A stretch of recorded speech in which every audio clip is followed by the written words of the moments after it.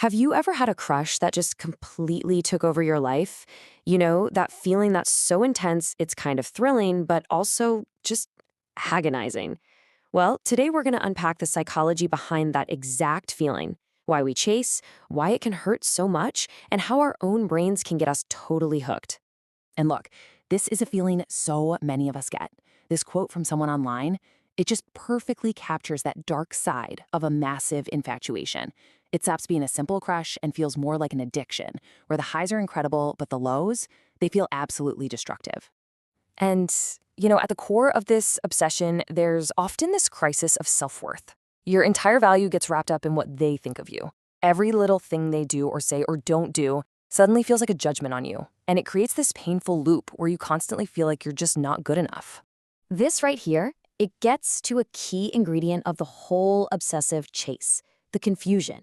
You're putting in all this effort. You're analyzing every single detail, but what you get back is nothing clear, just ambiguity. It's like you're running a race that's going nowhere, but for some reason, you just can't stop. Okay, so this all leads to the big question, right?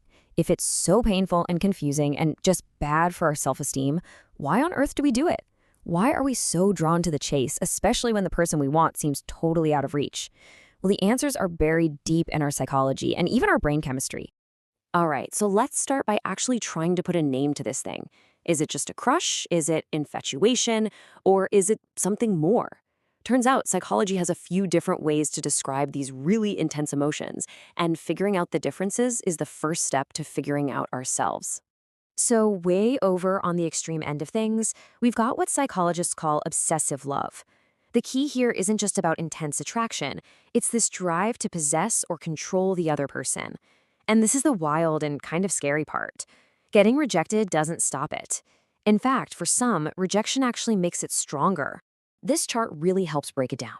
You see mania over there? That's often driven by insecurity. Then you have infatuation, which is that intense longing we all think of as a classic heavy-duty crush.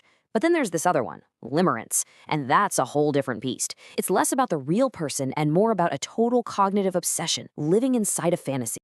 You know, let's zoom in on limerence for a second, because I think this is something a lot of us can relate to. This is when a crush stops being a simple attraction and becomes a full-time job for your brain. You're not just thinking about them here and there, you are living in this incredibly detailed fantasy world where the hope of them liking you back is the main event. Okay, but why? Why does our brain get so stuck in this fantasy loop? Well, it turns out this isn't just about your feelings, it's about some really powerful stuff happening in your brain. So let's get into the science of the chase and see how we can literally get addicted to this feeling. Oh man, we have all been there, right? One minute, they're super into you. The next, they're distant and cold. That push and pull, that hot and cold thing, it's not just frustrating, it's a very powerful psychological trap. And there's a name for that awful feeling it creates. I mean, this quote just nails it, doesn't it? It perfectly shows that trap in the real world.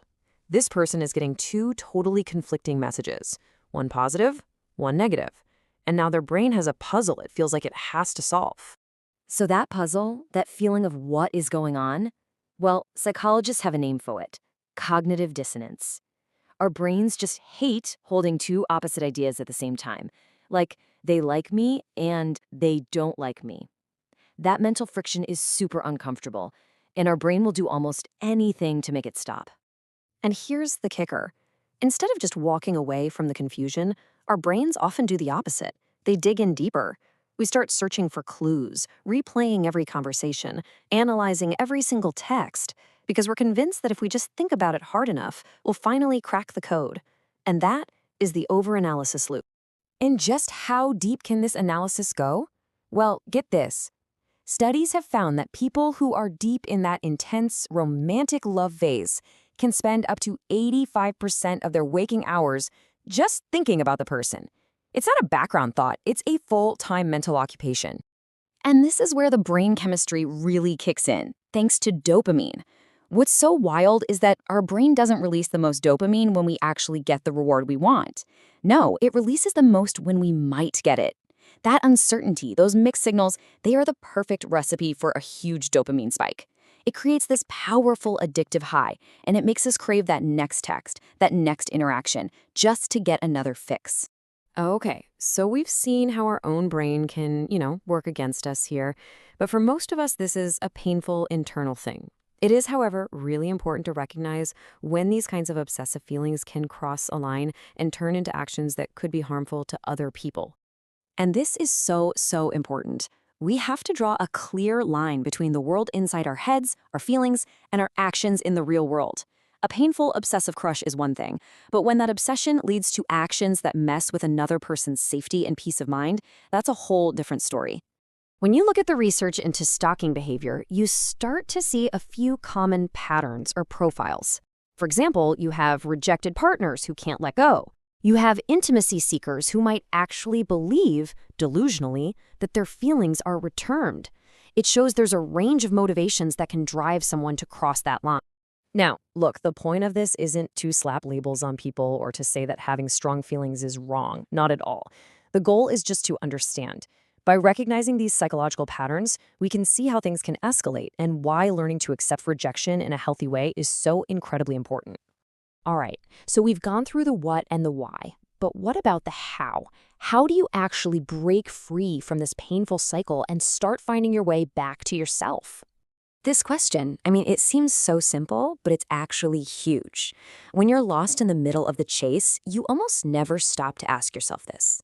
But forcing yourself to really honestly confront this question, that can be a super powerful first step to shifting your focus from them back to you. And really, that's what it all boils down to, right? This whole cycle of obsessive love, it feeds on a lack of self-worth. So reclaiming your value, completely separate from whether someone else likes you or not, that's the foundation for breaking free. It's about remembering that your worth isn't up for negotiation.